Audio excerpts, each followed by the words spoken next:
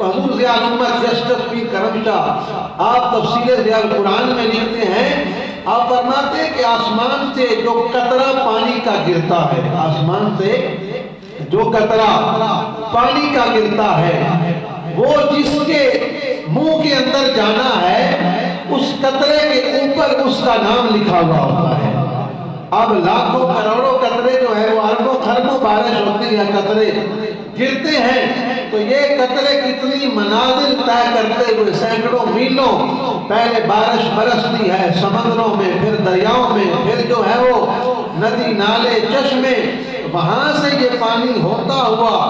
glass تک پہنچتا ہے، اور جب گلاس انسان لے کے اپنے لبوں کو لگاتا ہے تو اس پانی کے اوپر اس کا نام لکھا ہوا ہوتا ہے،